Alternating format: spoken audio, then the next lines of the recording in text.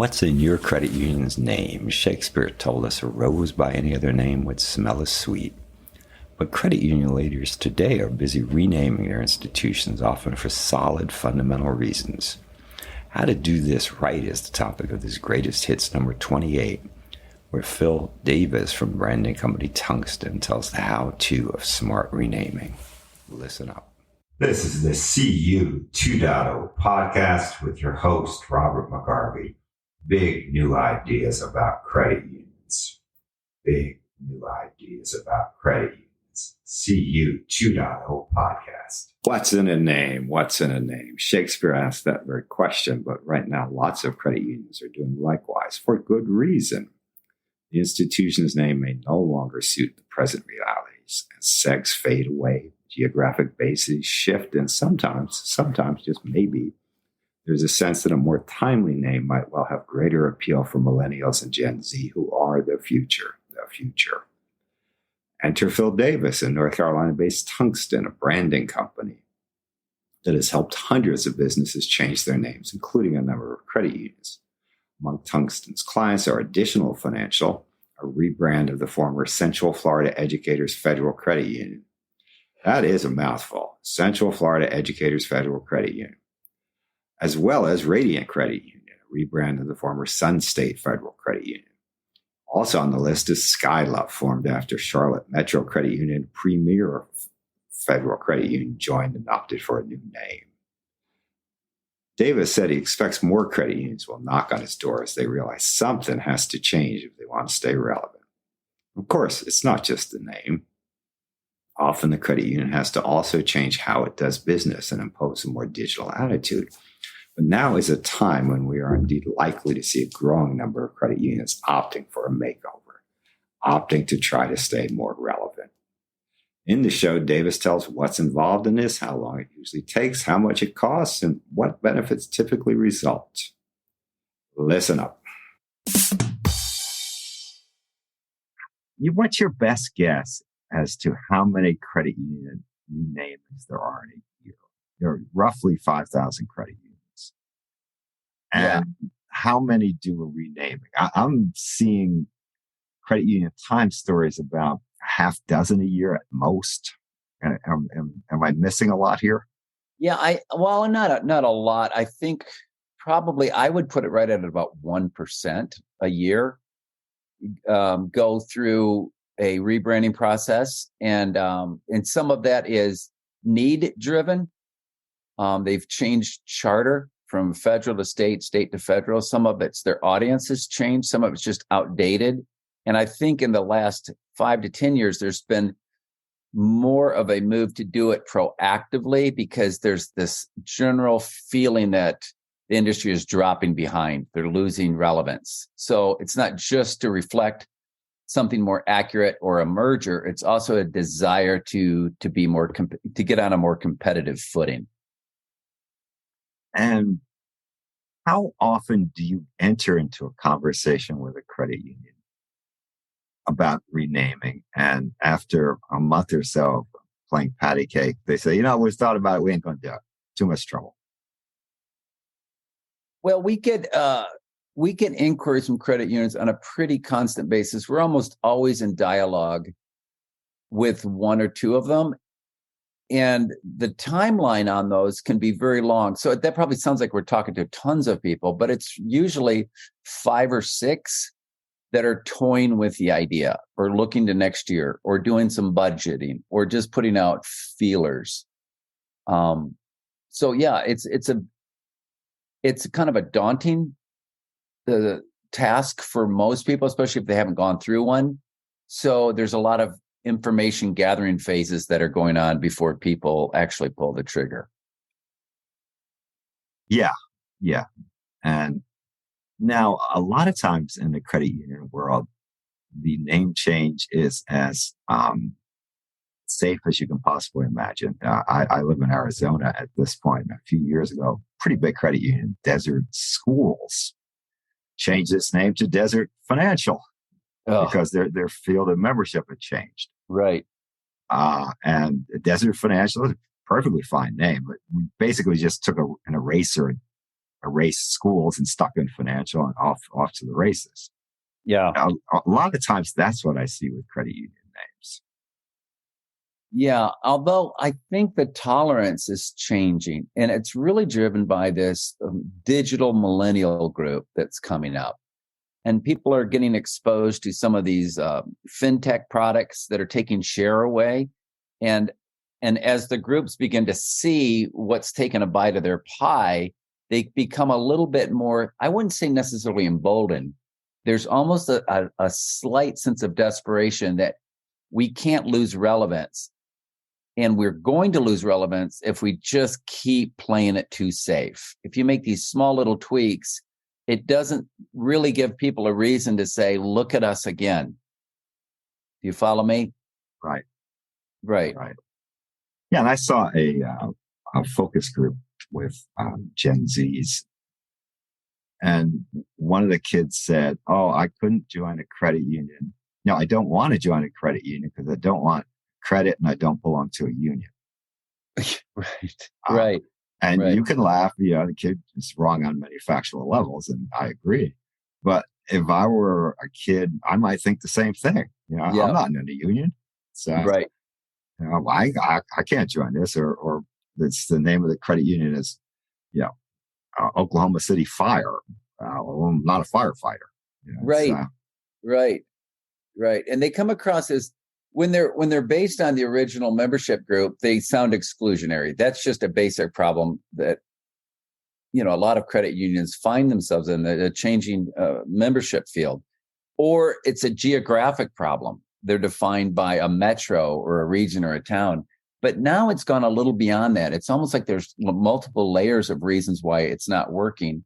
And some of it, like you said, I think it's a credit union. Even if you knew what a credit union was, remember the ads years ago, this is not your father's Oldsmobile? Right. It's trying to recast to say, even if you can recall credit union, some people think, well, the reason it used to be you got younger people involved in it is to say you get a cheaper, less charges on your check writing. Well, who writes checks anymore? So it's becoming less and less relevant, and we've got to find new ways to engage younger people because that is the future market. That's a good point you're making, that many credit unions hinge their marketing on free checking. You're right. And yet, if I don't write checks, I don't care if it's free. What difference is it? Right. I hadn't thought about that. That's the cornerstone of the marketing. Free checking. Come on down. Free checking. It's kind of like having a sale on toupees. But if you don't need one, it doesn't apply. So I think more and more, and I'm hearing this a lot from credit unions that come to us. It's just twofold. We want to be more accurate. Our identity is not reflective of who we are today, and not just accurate. We want to be more appealing. And this is what we talk about when we talk about creating these brand identities. In the old days, you used it to be literal and descriptive, but now there's such a compression in terms of competing with fintechs and all these other digital financial institutions that you have to give people a reason to buy. And that first reason to give them is in your name. That name should be compelling. It should offer an attribute. It should give them a why and not just a what. The what doesn't say much. It tells you usually things you already know, the city you're already in, the membership you're already a part of.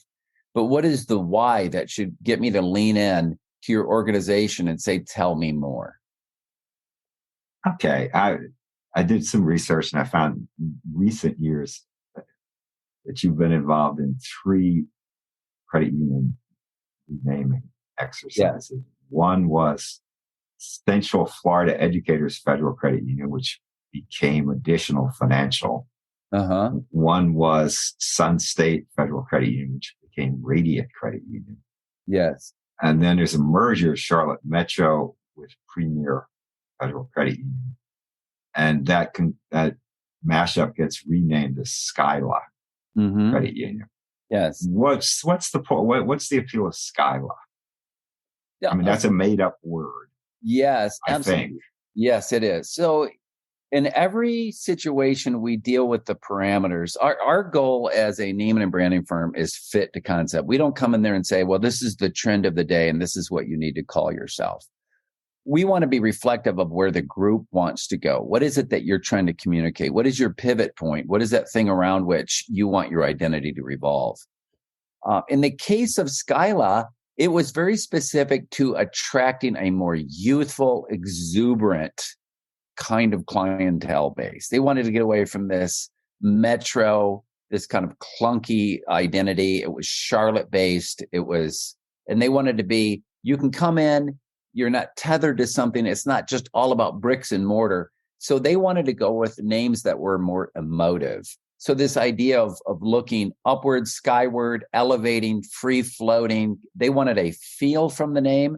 And of all the names that we previewed for them, the idea of Skyla being uplifting and limitless had the most appeal to them. It was simple. I think it's 5 letters. It opened up a lexicon, which a good name should do. It should open up a lexicon of achieving, lifting, reaching, ascending, graduating, moving forward and upwards. So in that case, that's probably our most emotive name that we've come up with. The other ones were a little bit more attribute based. And that one has gotten positive reception all the way around. Now, in that case, approximately how many names did you run by the credit union?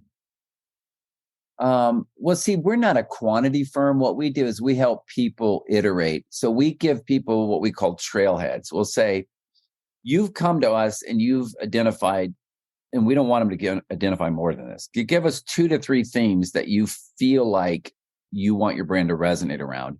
And for every one of those 2 or 3 themes, it might be innovation, it might be efficiency, it might be what is this combination of things that you do that is the tip of your spear? If you will give us those, we'll come up with 3 or 4 ideas around each one of those themes, and we'll vet them for trademark. We'll look at domain name availability. We'll look at the story potential of each one of these trailheads, and we'll present these. So if you've got 3 or 4 ideas, 2 or 3 names each per round, we might present 8 to 12 kind of trailheads.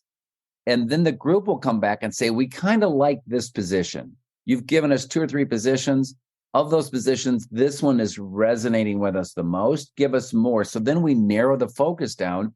We'll come up with several more iterations around that 1 or 2 themes that resonate the most. And then we'll do that typically a 3rd round.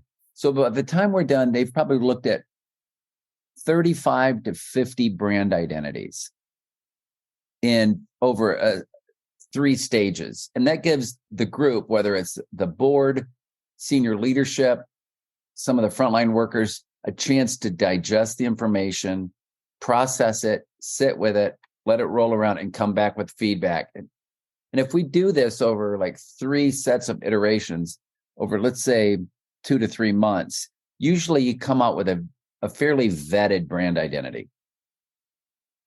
So did you just say that this process usually takes about 3 months? I would say about 3 months for just the naming. When we work with entrepreneurs, we could do this in 6 to 8 weeks, sometimes as short as 4 weeks. But when you're bringing a group along, almost all of the success comes down to consensus management. You've got to bring everyone along. You can't rush it. You can't jam it. People have got to be heard, and you've got to allow the group time to process it. And there's a lot of internal selling that goes on by the organization, people comparing it, sitting with it, and we help them digest kind of the process. We set up a decision-making map. We talk a lot about who's in on the decision, who's in on the input, and who's in on the decision. And we let that be known to everybody that that's how it's going to go. And then we begin loading these names in and allowing the group to process them. So there's a lot that goes into it, not just in the naming. It's not about naming expertise only. It's about consensus management along with the naming piece. Yeah, I've in reading stories about this, a theme that comes up is concern that members of the credit union won't like the new name, or will resist the name change. Right.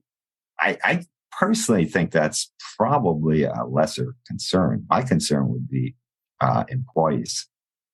If Mhm. my credit union changed its name, I'd say, oh, just got to remember a new name. It really wouldn't make much difference to me. Right. Right.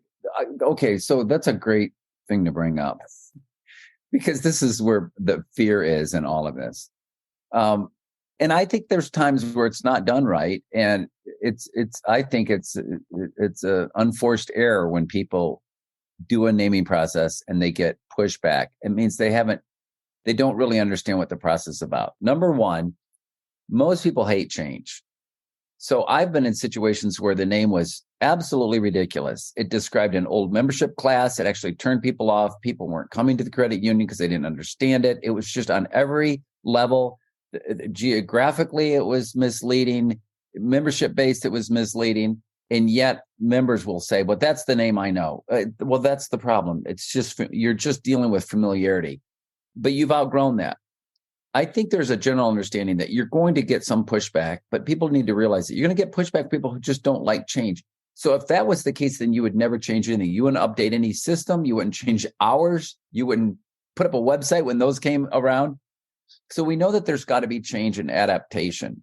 Apart from that, if you do consensus buy-in, you bring people in. We talk about gather widely and decide narrowly. Get a lot of input. Get your front tellers to fill out one of the forms. Get people's input. What is your general feeling? What do you think people feel about? Gather real widely and assure people we're going to be listening to a wide swath of inputs. But then as you digest that, you narrow these down with a select number of decision makers who have the brand's best interest at heart. And as you narrow it, you begin to shop that a little bit internally. You put it out there. You talk to a couple people. You kind of promote it and you get a sense, is this working? Yes. You get some head nods. And then you start rolling that decision from the inside and you begin to roll it out so that it's not a big surprise by the time it lands. And there is a logic to it and there is a story with it. So when there's the initial pushback, like this isn't a name that I know, everybody's kind of already on the same page and a little bit in lockstep with each other. So that little bump of, I don't know this name is easier to overcome. Now, with a big credit union, what would you say the budget for the name change would be? I'm not talking about your fee. I'm talking about the overall budget because many things are involved in this. New stationery, new signage, a whole bunch of stuff. It's not just paying you a fee. That's probably much less than the other things put together. Well, yeah, I don't know if you recall this, but there was a hot mess of mergers. I guess it was maybe early 90s, mid 90s. And I had my ad agency back then. I was just doing media buys. But I just remember hearing, I think NCNB was around, all these North Carolina institutions. They were buying and selling banks in Florida. And some of them would change names a year and a half apart. And it was the astronomical fee was in all the bank signage, the right. exterior bank signage back in those days. We're more digital now. We don't have as much brick and mortar, but it's still, if you think about administratively, the cost, some of the legal costs, it can still add up. And it depends on the size and the number of locations. But, a small bank might have to set aside, a couple $100,000 to get through some of this. A large bank could be in the millions, or a large credit union. Right. So a couple $100,000 would be kind of an entry level budget for a mid-sized institution. I hear you that it really depends upon how many branches they have. And we had one Radiant, which was Sun State, and the story there was they were going through I think a federal to state charter change. They were Sun State. There were several other companies in Florida with the exact same name, and one credit union in Miami with that name. There's a lot of credit unions that have Sun in the name of Florida. Yeah, and it was like I can't even keep them apart, man. Yeah, that's what we call dilution. You're diluted, and then if you're on page 3, not because there's a competitor in your space, you got to think this way in this age. if Sun State is one of them was a rental equipment company. Well, if they own the first 3 or 4 or 5 returns on that name, you're on page 2 or 3. And it's not because there's another bank. It's because your name is just diluted.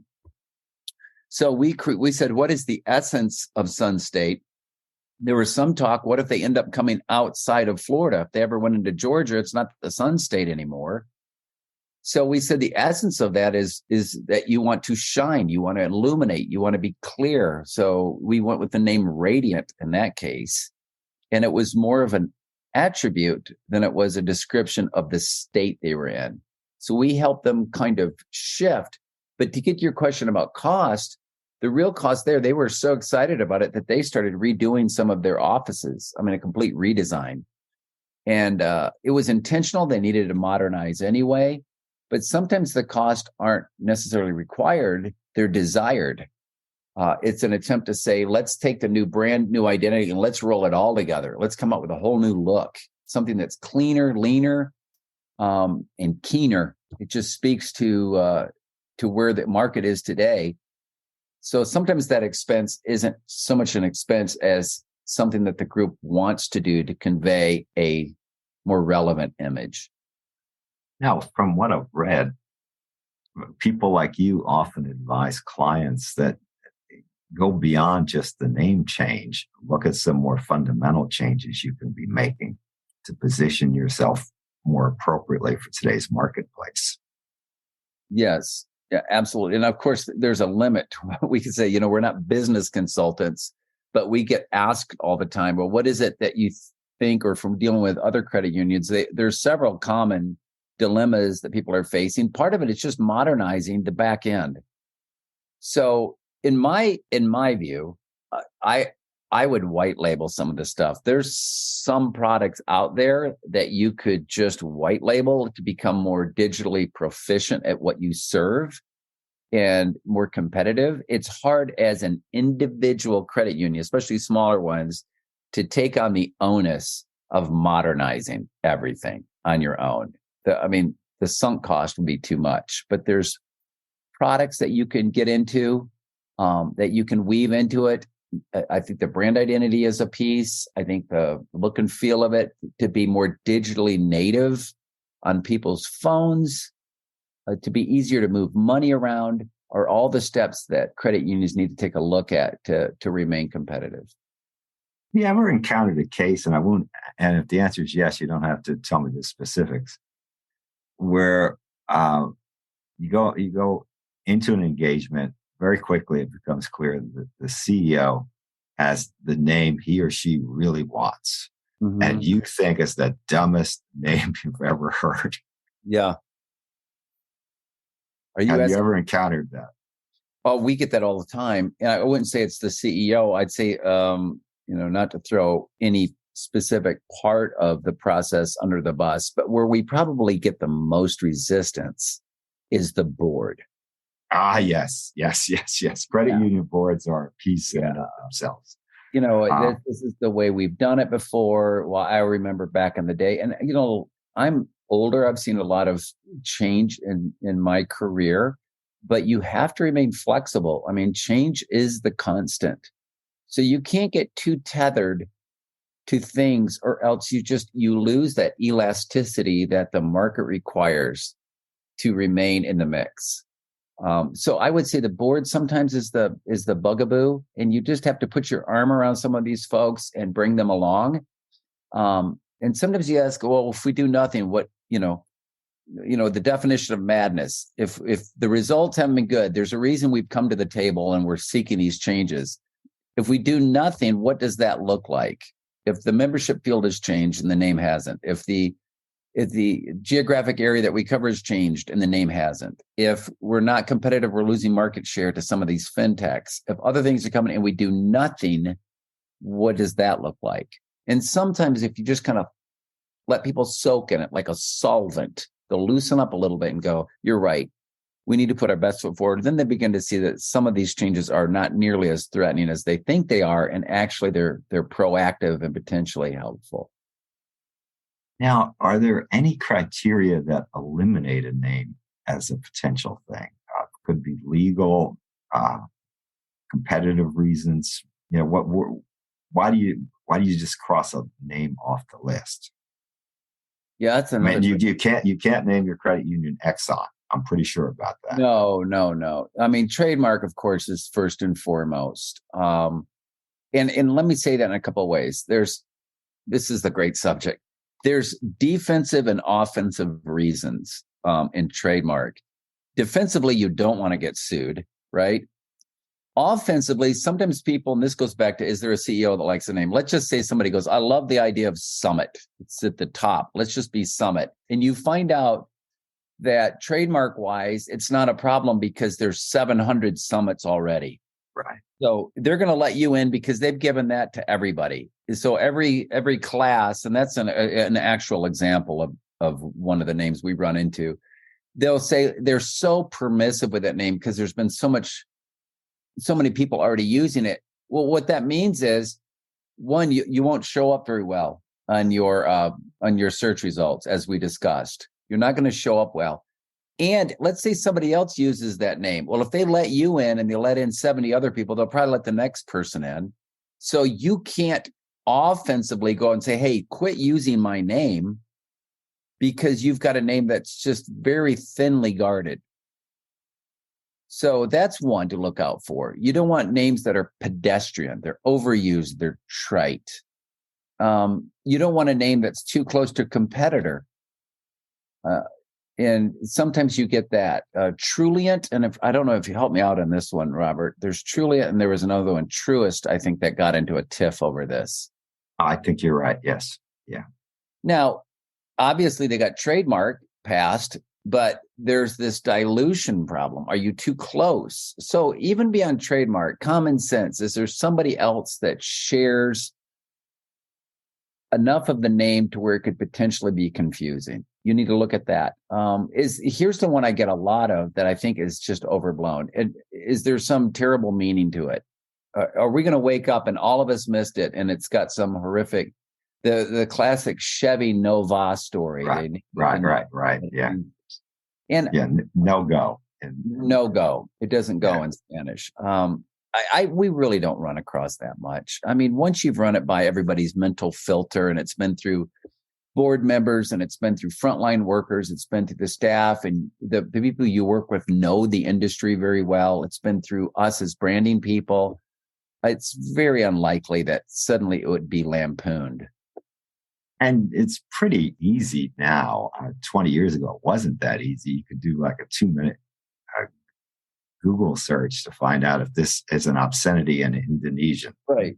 It's, that 20 years ago, that would have been a major project to research. Now you just put it into Google. Right. Sometimes you do get, well, did you know there's also a blank name that has that name? But again, you have to put it in context. There's probably a lot of companies. There's probably a cigarette in the Philippines with that name. But does that mean people are going to look it up and go, oh my God, this is named after a cigarette in the Philippines? It's just, the brain just doesn't work that way. I think people are more concerned about obscenities than a cigarette or a beer. But in the same regard, if you said, well, this means dirty diaper in some of the country, right? What is the chance that people would know that, would process it that way? But that's what keeps people awake sometimes. And some of that you just have to minimize and go, that's just not how our brains work. Now, a topic that's interested me for years is when a company picks a name that people chronically mispronounce. Mm-hmm. Truly, it might be a case in point of that. But, yeah.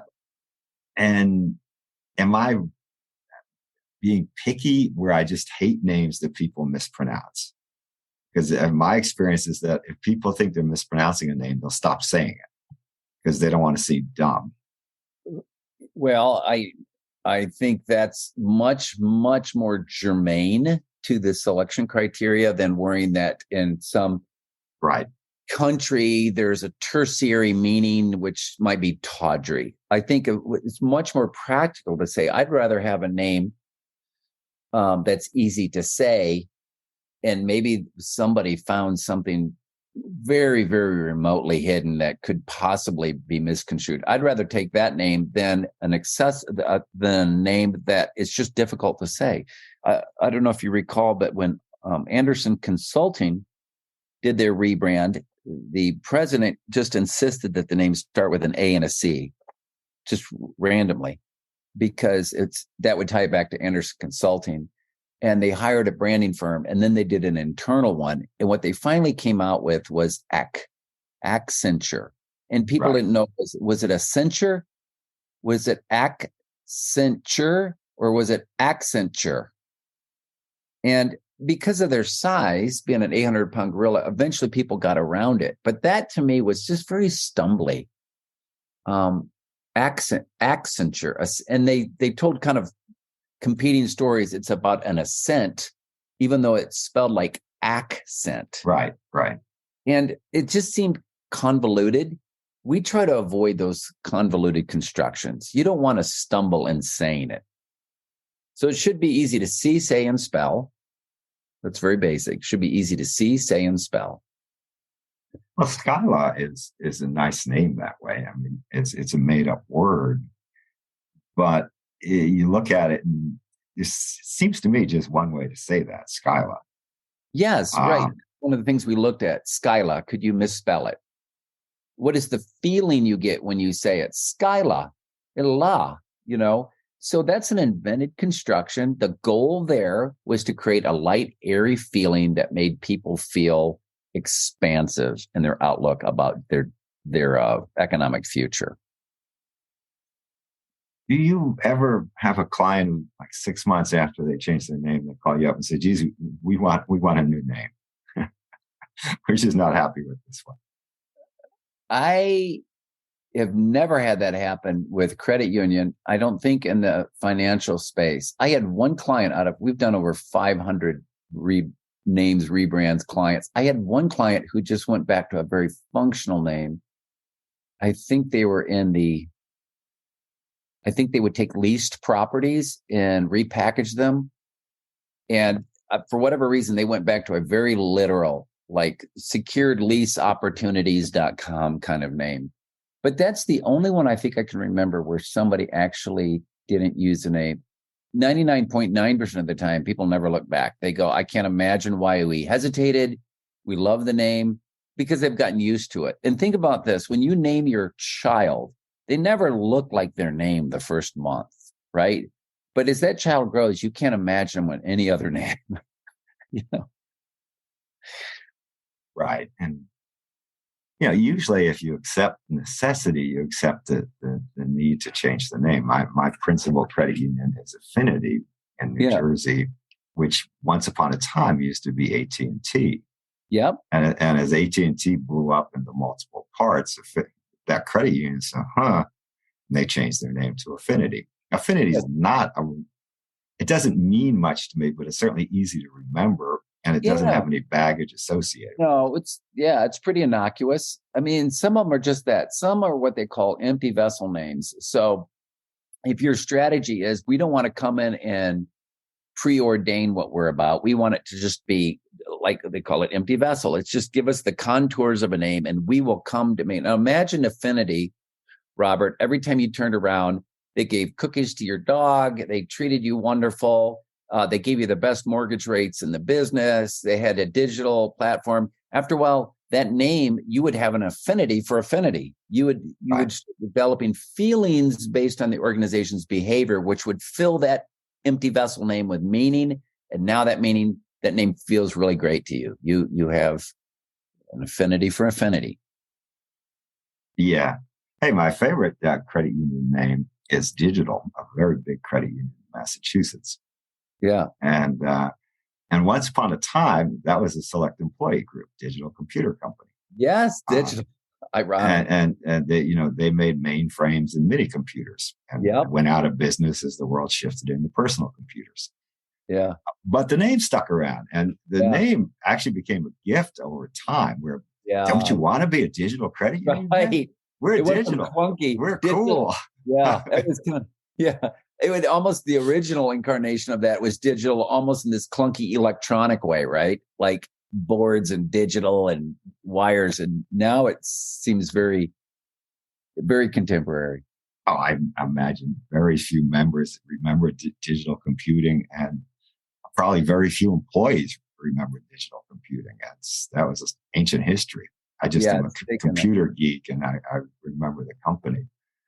But I love that name at this point because, just sheer happenstance, you have a really cool name. So, yeah. It would be like cyber getting a second life. Yeah. If somebody made that cool all of a sudden.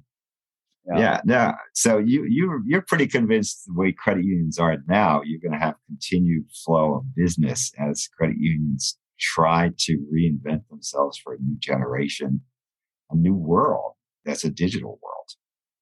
Oh, absolutely. Yeah. I mean, I think you say 5,000. It's pretty close. I thought I looked up that there were 6,000. Maybe that was Canada too. But the number goes down every year, man. I mean, when I started in this business, I think it was like 15 or 18,000. Yeah. So. Right. So I would say, there's always going to be somebody going through a rebranding process. It's just that credit unions are such a great group to deal with. They're the best. They're our favorite clients when we get them. They're usually they're just genuine people. I guess probably because of the co-op nature of it. They're in for the common good. What we have to do is we just have to help them kind of come to grips with the fact that we're living in a different age, that you can't just rely on service as a differentiator anymore. Some of these millennials and Gen Xers don't care about it. I know that seems like obscene, right? But, you saying that their name and you greet them at the door that they don't go through, so today, service to that generation isn't about smiling. It's about making their life easier to transact. That's the big struggle in credit unions. A lot of credit union boards still think they are defined by the service in the branch. We've got the best people. Well, and I have never been in an Infinity branch. Never. Not once. I didn't even open the account in a branch. And I now live 2,200 miles from the nearest branch. So I ain't going to go in one anytime soon. And I'm happy. I'm a happy customer. I get a good digital banking experience. Yeah. But I talk to a lot of board members and they continue to say, the branch is the face of the credit union. The teller is the face of the credit union. Hey, man, you got to wake up, smell of coffee. That used to be true. So the thing is, you could still have the greatest people in the world, but how do you translate that great personality into a digital experience? Yeah. You don't want somebody that's just, you don't want the great part of your service to be going on a phone call with them and being so understanding of the frustrations they're having. That's not a win, to go like, well, the whole thing was a broken experience, but I have to admit, when I got on the helpline, the person was very understanding of my problems. You need to bring that wonderfulness, that friendliness, that ease, that convenience, bring that through into the experience. And that experience is now happening digitally. Not in totality, but a large part. And I think it'll only get more with AI coming into play. So many of these other things, we have to look at how can we translate that human persona into this experience they're having electronically, digitally, and the interfaces wherever they find you, these touch points. How can we make that more seamless so that it feels like, yes, I love this organization. They make my life easier. Before we go, think hard about how you can help support this podcast so we can do more interviews with more thoughtful leaders in the credit union world. What we're trying to figure out here in these podcasts is what's next for credit unions. What can they do to really, really, really make a difference in the financial scene? Can't all be mega banks, can it? It's my hope it won't all be mega banks. It'll always be a place for credit unions. That's what we're discussing here. So figure out how you can help. Get in touch with me. This is rjmcgarvey@gmail.com. Robert McGarvey. Again, that's rjmcgarvey@gmail.com. Get in touch. We'll figure out a way that you can help. We need your support. We want your support. We thank you for your support. the CU 2.0 podcast.